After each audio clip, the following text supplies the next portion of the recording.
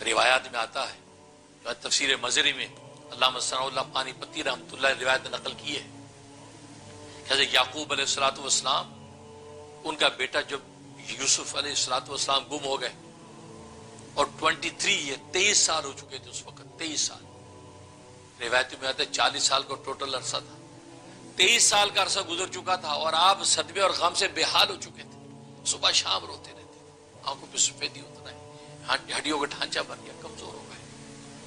ایک دن گھر سے باہر نکلے ایسے ٹہلنے کے لیے تو پڑوسی سے ملاقات ہوئی، پڑوسی نے کہا یعقوب خیریت ہے، طبیعت صحیح ہے، آپ کی کیا حالت ہے؟ آپ تو بالکل اتنے کمزور ہو گئے، ہڈیوں کا ڈھانچہ، اور آنکھیں آپ کی کیسی ہو گئی، سب ٹھیک تو ہے؟ کہا کہ ٹھیک کیا ہونا، 23 سال ہو گئے میرا یوسف مجھ سے جدا ہو گیا، 23 سال ہو گئے میرا یوسف مجھ سے جدا ہو گیا۔ باپو سوچیں، آپ کا پیارا اور چہیتا بچہ یا بیٹی آپ سے جدا ہو جائے، گم ہو جائے، کیونکہ مرے ہوئے پہ صبر آ جاتا ہے کہ ہاں اس قبر میں ہے، مر کے کوئی بات نہیں، پتہ ہے، دعا کر لیں گے، رو لیں گے، لیکن گم ہوئے کی خبر ہی صبح شام بیٹھی، ماں بھی اور باپ بھی سوچتا پتہ نہیں کس حال میں ہوگا، سویا بھی ہوگا کہ نہیں، کھایا بھی ہوگا نہیں، کوئی ظلم کر رہا ہے، کوئی عدل کر رہا ہے، کوئی یہی کیفیات کے اندر شمول گزر۔ بھائی اتنی بات کہی کہ میرا بیٹا 23 سال ہو گئے گم ہو گیا اور ابھی تک ملا نہیں ہے، اسی صدمے نے مجھے بالکل بلا دیا ہے۔ انہوں نے کہا انہوں نے سوری کر دیا جیسے لوگ کرتے ہیں، وہ بڑا افسوس ہوا، کیا کریں گے، کر دیتے یار، دنیا کر دیتی ہے، اس سے زیادہ ناقص مخلوق کر کیا سکتی ہے۔ واپس جیسے گھر میں آئے، اللہ تبارک و تعالیٰ کی طرف سے وحی آ گئی، کہا کہ یعقوب ہماری شکایتیں پڑوسیوں کو کرتے ہو، کیا بگاڑ لیں گے تیرے پڑوسی ہمارا؟ ہماری شکایتیں پڑوسیوں کو کرتے ہو، تمہارے پڑوسی ہمارا کیا بگاڑ لیں گے؟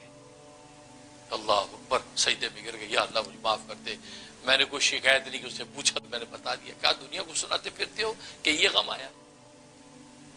کیا یہ دنیا والے غم مٹا دیں گے، تم سے ہٹا دیں گے؟ جو 23 سال تک نہیں ہٹا سکے تو اگلے 23 دن میں ہٹا دیں گے؟ بس یہ ہے نبیوں کا توکل ایمان۔ بس اس کے بعد سے انہوں نے کہا فصبر جمیل، بس اللہ ہی سے، انم اشکو بسی و حزنی الی اللہ، بس میں اپنے غم و فریاد اپنے اللہ ہی سے کرتا ہوں، بس مجھے کسی سے نہیں کچھ کہنا۔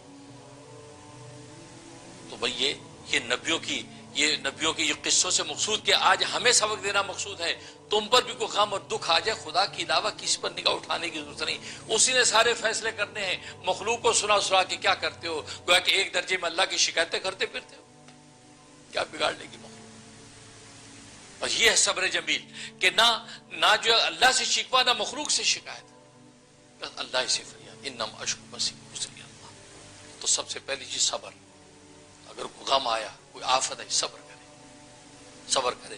اور قرآن میں اللہ نے بشارت دی، وبشر الصابرین وَلَنَبْلُوَنَّكُمْ بِشَيْءٍ مِّنَ الْخَوْفِ، البتہ ضرور بضرور ہم تمہاری آزمائش کریں گے، تھوڑا سا خوف میں مبتلا کر کے، بھوک میں مبتلا کر کے، تمہاری جانوں کا نقصان کر کے، تمہارے مالوں کا نقصان کر کے تمہاری ہم آزمائش کریں گے۔ ہم دیکھیں گے کون ہے جو اللہ کا شکوہ کرتا ہے، کون ہے جو مخلوق کو شکایتیں کرتا ہے، ہم یہ دیکھیں گے۔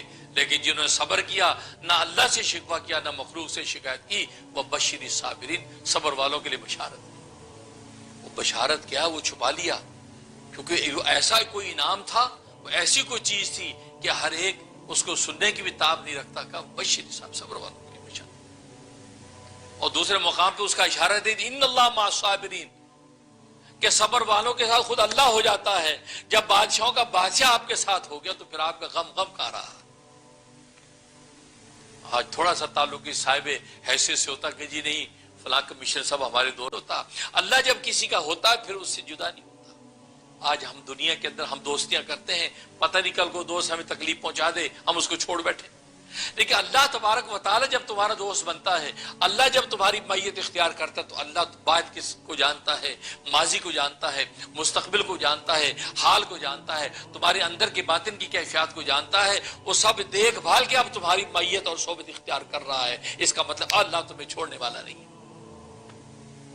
ان اللہ معذور، تو سب سے پہلے صبر، کوئی آفت مصیبت سب سے پہلے صبر کرے، تحمل کرے، جلد بازی کوئی اول فول نہ بگے، الٹا سیدھا ایسا لفظ نہ کہے کہ جس سے وہ گویا کہ اللہ تبارک و تعالیٰ صبر کی کوئی قیمت ہی نہ